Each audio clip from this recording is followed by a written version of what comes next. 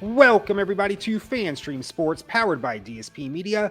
This is the Fighting Irish Daily Blitz, and I'm your host, Rob Fedoff, also known as RPT. You can find me on X at PFedoff. This is episode 132, but first things first, head over to our website at fanstreamsports.com for all additional podcast information. If you have an Apple device or an Android device, please feel free to download the FanStream Sports app and then head over to our Facebook page. Like that page, additional content out there as well.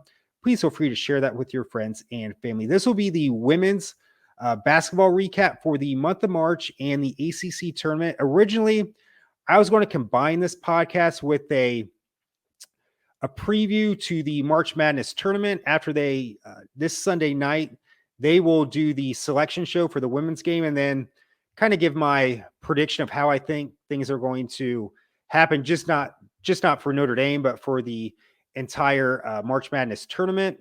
I will still do that probably this Sunday or maybe that Monday, but it's going to be very quick. It'll just be my prediction what Notre Dame is going to do, and then nationally what the Final Four will be. But I wanted to focus.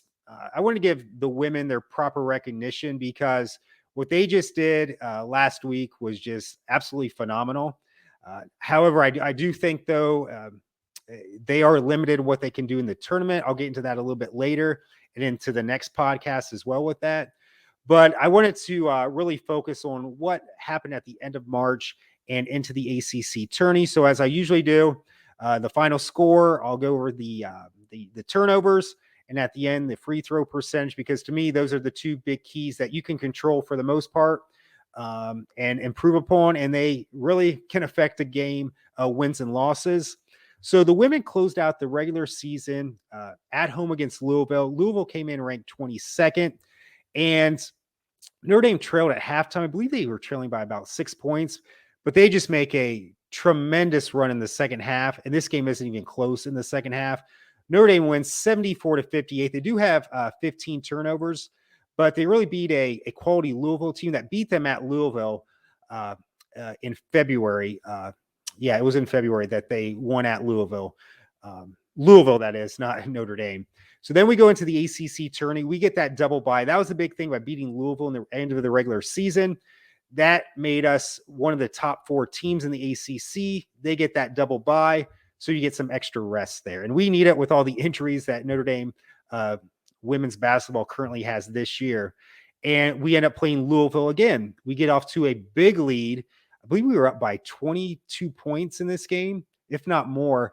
Hold on at the end and end up winning 77-68. Do have 15 turnovers during that game, but we beat Louisville for the second time in a week, and Louisville was ranked 24th at the time. The reason I'm saying the rankings also right now, because you're going to find out Notre Dame has beaten so many ranked teams on this last stretch that they've had. So then in the semifinals of the ACC tournament, they play Virginia Tech, the regular season winners of the ACC, and we beat Virginia Tech about a week and a half prior to that. I will say they have a great point guard, Georgia Amore, New Zealand. However, great player, don't get me wrong, but they did not have their center, Elizabeth Kitley. I don't know if she's even going to be playing in the March Madness tournament. Despite that, though, I know that helped us out during that game, but we've had 3 players out: Olivia Miles, Emma Risch, Cass Prosper. And during this game, Kylie Watson gets hurt. Her status is to be determined. And that'll be a part of my analysis or prediction for our tourney run. To be determined whether she's out for the year. It kind of looked bad, but then she was walking on it at least. But I have not heard anything this week. They were supposed to do like an MRI on her knee. But I know last year when Olivia Miles got hurt late in the season, they pretty much didn't say anything, and she did not play at all. And she hasn't played at all this year because she tore her ACL. So to be determined. Anyway, Virginia Tech, even without Elizabeth Kitley, it's still a quality team with their great point guard, Georgia Amore. However, we dominate this game. Virginia Tech comes in ranked number 11th. We win 82-53. That's the biggest victory over a number 1 seed in the ACC tournament women's history. And the Notre Dame women's team did that. We only had 8 turnovers that game, so just a great game. The biggest issue, though, even though I've always said I've been on Kylie Watson, offensive liability, but it's still a body in there. She's been playing better defense lately, but the thing is, now we're down to 7 players for Notre Dame. So then we get into the ACC championship game. We play NC State, who beat us pretty good. I believe they beat us about by 18 points at Notre Dame. Probably one of the worst games we played. That was either late February or early March. However, we got out this win. We end up winning at 55-51. Only had 8 turnovers. Our first ACC tournament championship, that is, since 2019. That really good back-to-back years that Muffet McGraw had the 2018 national championship team, and then the national runner-up team the year after. They probably should have won back-to-back national championships, but they didn't.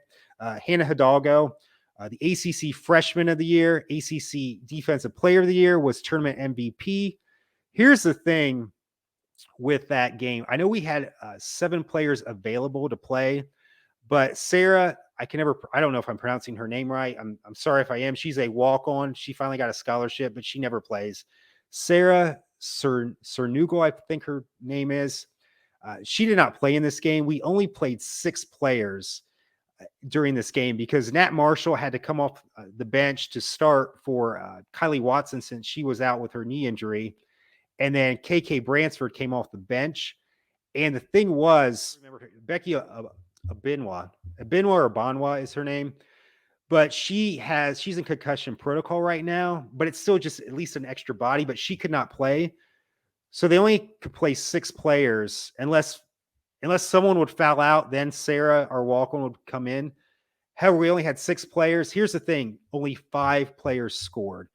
That's phenomenal to have only 5 players score and win an ACC tournament championship. Phenomenal job by this team. Great job by Coach Ivy to have her. She won a regular season ACC championship last year. She wins her first ACC tournament championship this year. I know I've been a critic of hers this year at times because I just think this team has not gelled at the proper times, but boy, have they gelled lately. And with all these injuries, God knows how good this team could be if we didn't have possibly now 4 players out for the year. However, we finished 26-6 for the year. We're currently ranked 9th. We went out from 13th to 9th. We've won 8 in a row. And during this is what I want to get back to too. During this 8-game, or not just this 8-game winning streak, but the last, let's see here, 1, 2, 3, 4, 5. Or no, I'm sorry, 1, 2, 3, 4. So if you take away, actually, let's go back even into February when they played Virginia Tech. They were ranked like 5th at the time. So they ended up beating Virginia Tech, who was 5th, Louisville 22nd. Next game, Louisville again was 24th. And then Virginia Tech again, 11th. And then NC State was 10th. So you got 1, 2, 3, 4. You've now beaten 5 ranked teams in a row that were in the top 25. And that's another phenomenal job by Coach Ivy and staff.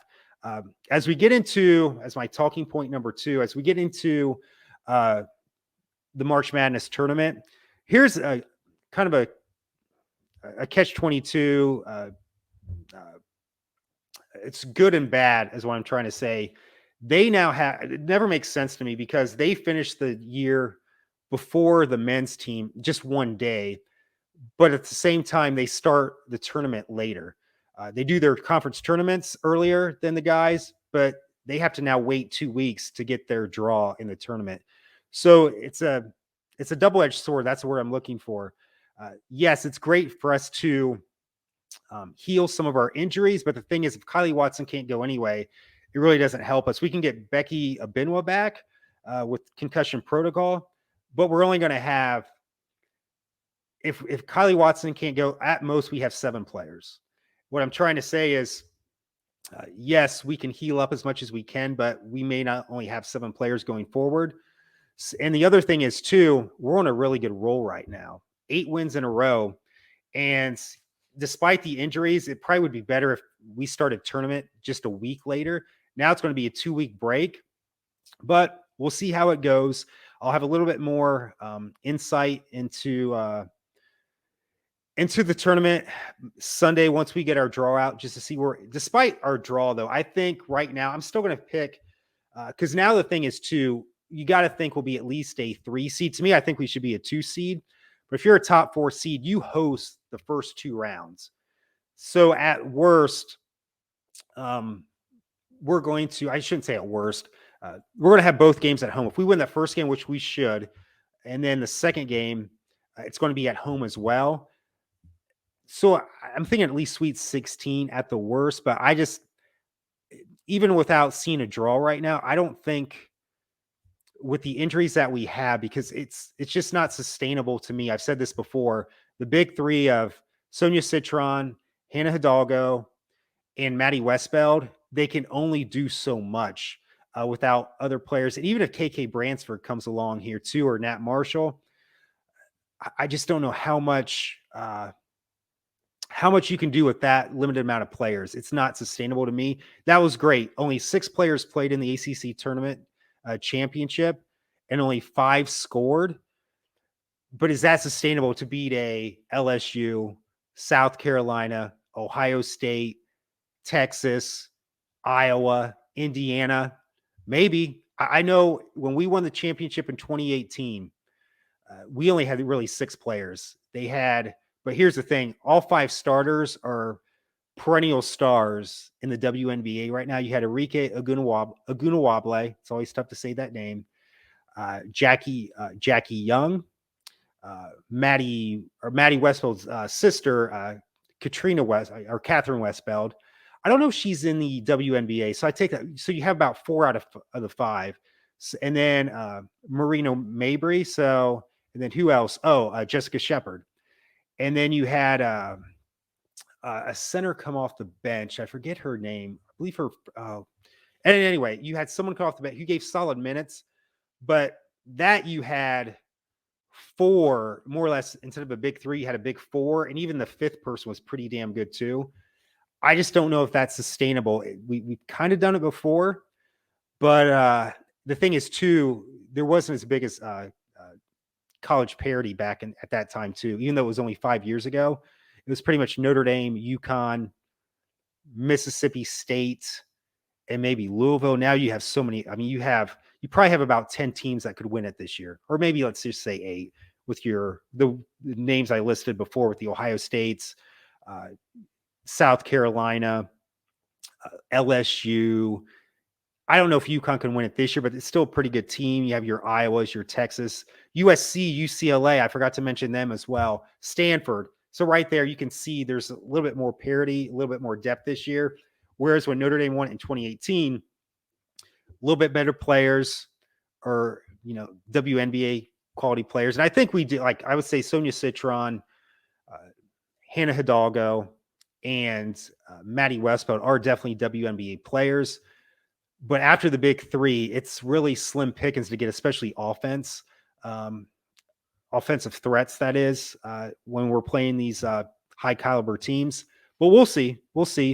But what else here? So we went over the ACC tournament, the month of March. Just a phenomenal run that Notre Dame had. I kind of gave you my insight of what I think, how things are trending toward the tournament. And just, final closing point, this team, I know in my last podcast with the men's team, I think they overachieved. Depending on what happens in the March Madness tournament, up until right now, though, if you include all the injuries that we had, 3 girls out pretty much for the entire year. Olivia Miles, and I forgot to mention, here's another talking point to go with this. Olivia Miles, our best player last year, tore her ACL. She set out this year, point guard.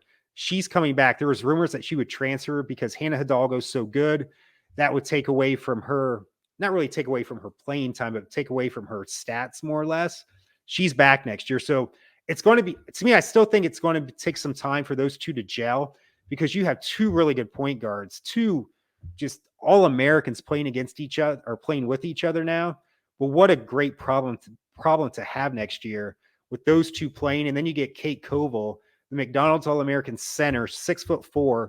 That's going to be a great addition too, just to have an inside presence that can score, since we do not have that this year. But what I'm trying to say is, take away Olivia Miles is out pretty much all year. Cass Prosper, who else? Emma Risch. And now with it's looking like Katrina Watson may not be playing. I have no inside knowledge. We'll see next week if she does play. So 3 pretty much for the whole year, and now possibly a 4th. And you won an ACC tournament championship. You've won 8 in a row too. To me, they've overachieved just up until this point.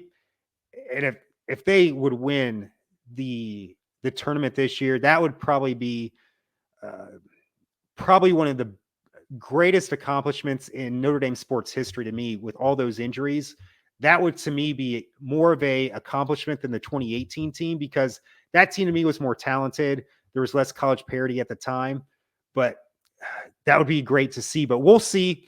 I'm not trying to be a negative Nelly here or a negative Nancy, whatever you want to call it, but I just don't see it sustainable for just playing 6 players and possibly only having 5 really scoring at because I'm trying to think who didn't score. It was Emma. I think it was Anna DeWolf didn't score. And we got to get more out of her. But that's the thing too with this team, and this will be my final closing point going into next year. And I'll have an end of the year show too. I think Anna DeWolf's been solid. She's a decent 3-point shooter. But I said before, she cannot create her own shot. Very streaky score. She was a big fish in a small pond when she was at Fordham.